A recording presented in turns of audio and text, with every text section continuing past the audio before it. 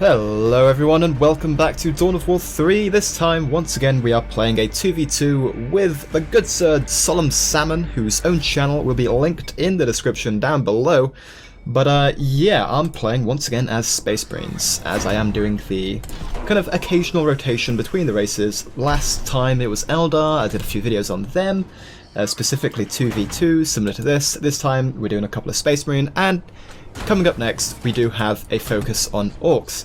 So yeah, let's start with what's happening here. I'm going for the very meta traditional build of a fast barracks into your first drop pod using a assault marine squad, and then after that just churning out assault marine squads and scouts for yeah, a very proactive early game.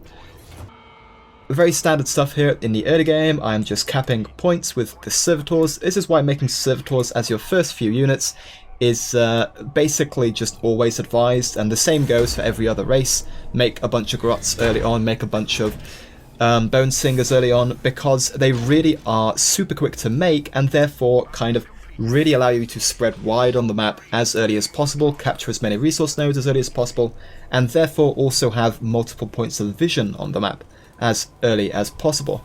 So here I decided to go for a very quick listening post because I am equipped with the tip of the spear doctrine, which allows me to reinforce once I have a listening post off of said listening post, which when you're playing as proactively and assuming that you're ahead, this doctrine is just super powerful. Probably more powerful than the more defensively orientated improved listening posts doctrine, as that assumes that your listening posts are going to get attacked, i.e. assuming that you've lost a fight at some point, whereas this doctrine, tip of the spear, assumes that you've won a fight and then have taken some losses. So yeah, that's sort of my thinking on those two listening post-based doctrines for the Space Marines. As you can see, my first assault squad is currently nearly finished being produced in the first drop pod, and I am starting to make a scout squad, and I've already made my first assault marine squad out on the ground already, which I believe is that one. There it is. Very nice.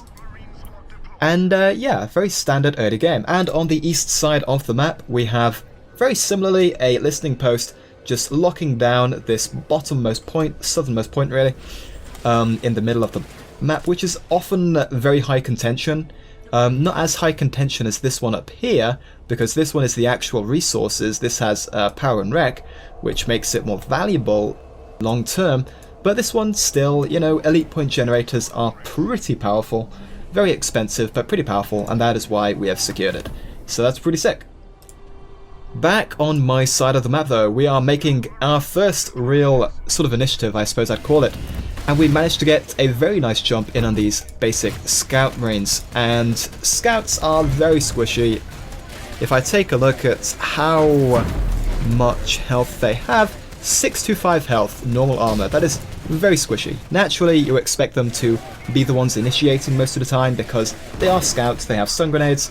If they get the initiative and the jump on the opponent, they have a better chance of surviving. But yeah, when it's the other way around, when I get the jump on them, I wipe them out. And now these assault marines, these poor assault marines, are completely outnumbered.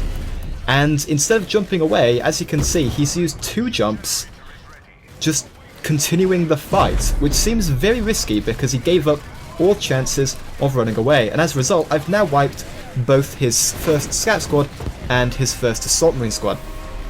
As a result, I have a huge numerical advantage. And obviously that kill team is all but forfeit in terms of, you know, surviving.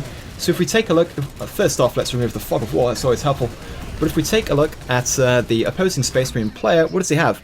5 servitors. I mean, first off, I would say 5 servitors is probably overkill. I don't think you need more than 3, really. But second off, he has no fighting units currently on the battlefield, and he did just lose, as you can see there, his kill team Ironmore. So he has 0 competitive map presence, able to contest anything. And I have, what do I have? 2 assault marine squads, 1 tactical, 2 scouts, and an upcoming tactical squad. The explanation behind the tactical squads just being used here Normally with this kind of meta build, you only go for scouts as they're lower upkeep and they're cheaper, and they really synergize well with the assault potential of the assault marines with their stun grenade, you know, etc, etc. It's all been explained before, but I quite like just spending my spare rec on a slightly tougher, slightly meatier force such as a tactical squad. And it really does give your initial force a lot of backbone, and if you're already ahead, getting just more firepower and more strength, more health for your opponent to chew through is just really annoying for them to deal with. And as we just saw, the opposing Space Marine player has very few fighting units, and the reason for that is, we can see here, he has built a very early armory, and it's actually called an arsenal, you know, same thing, but as you can see here, bottom left, he has already very, very early on upgraded with the power weapon upgrade for his assault marines. What does that mean? Well, it means he spent a lot of power and actually a fair amount of rec, essentially prematurely upgrading. So that was power and rec he could have been spending, either saving up for tier 2, saving up for a earlier, say, Mechanicus, Cult Mechanicus thing, or, you know, the rec could have been spent on another scout squad. All of those things would have had much more impact than this power weapon upgrade. And as you can see, he's so outnumbered that the change of normal damage to true damage, which his assault marines now have, it doesn't mean anything. And fun fact, the power weapon upgrade actually doesn't increase your DPS in any respect. You still have the same amount of damage. So a standard assault marine squad has 72 damage, and a standard assault marine squad upgraded with power weapons also have 72 damage. It's just that it converts it into true damage, which actually is not important in the absolute early game, which I would still class this as, really. If you're behind, it's much more important to have more units, and therefore more firepower, more damage, more DPS, than it is to go for some fancy upgrade that is better against vehicles and buildings. Because let's face it, who at this point in the game, at 7 minutes, is ever going to have vehicles? No one, really. Unless for some really quirky, I don't know, truck build or something. And once again, he does feed me his Killteam Iron Ore. I've got to be honest, I did feel bad for that Killteam this game. They did not have a commander that respected them as individuals. They were very much used as sacrificial bait, really. So yeah, a very premature power weapon upgrade led to a weaker than, comparatively to me, a weaker early game, lost more fights, lost more units, unit preservation wasn't really that great, and as a result I have 63 pop cap compared to his 26 at 8 minutes 30 in this game. So yeah, he is horrifically behind at this point, that is for sure. And you can see the power of the tip of the spear doctrine in play here. I am able to essentially stay very close to the front line of the battlefield and reinforce all my troops, get them ready for the next fight, and be more aggressive than I otherwise would be. And you can see actually that I am running Chaplain Diomedes. Now, my reasoning for Chaplain was, I mean, I want to play with him a bit more because Gabriel Angelos, you know, everyone knows what he does, everyone knows how powerful he is. I want to kind of get a better feel for Diomedes' strengths and weaknesses. And yeah, I think if you're going for the current meta Assault Marine Scout build, Chaplain Diomedes is actually not a bad choice. Obviously, Gabriel Angelos is also not a bad choice. But Chaplain Diomedes, the shields he gives really allows your Assault Marines to stay in the fight longer than they otherwise would. And that is pretty cool. And I will point out that the reason I have not called him in yet, good old Chaplain, is because I can call him in any time I want, as I do have Killteam Iron Ore, and they have the effect of allowing you to call in any elite units, essentially, within a certain radius around them, which I do here with Chaplain. Once again, a scout squad is sacrificed to Khorne, the Blood God. I do suspect that the opposing Space Marine player was harbouring some chaotic influences, as he was definitely gifting skulls in abundance to one of the 4 Chaos Gods. So, just swinging by, this is basically what you do once you get a lead in this game. If you are in a team game and you've essentially won your side of the map, swinging round to help out your ally is always worth doing. And as you can see, as a result, we take out both of their shield generators after taking out the one up north. And essentially now we have nothing to fear.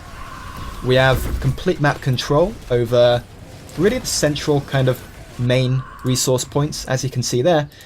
And yeah, it's just a matter of playing it safe. Which, as you will see in a short moment, I definitely do not do. So we're trying to scare away his rangers. The Eldar player is going very ranger heavy, so if we take a look at his build, he does have Ranger Ronan with his, I think it's called the Long Shot or True Shot ability, which gives essentially a vision around his shot as it travels across the map, and that allows your rangers to essentially make the most of their extremely long range. As if you can get vision for their range to be used to its best effect, you can really punish, you know, opponents who are playing it carefully near the backlines, I suppose. So once again, terrible things are about to happen to this Killteam Ironmore. Yeah, they did not have a good game. I don't know how many times that is that they have died. I think that might have been the third time, possibly the fourth. But yeah, definitely not the best unit preservation or respect for his units as individual entities with their own ambitions and goals in life. This was not a concerned and caring general, that is for sure.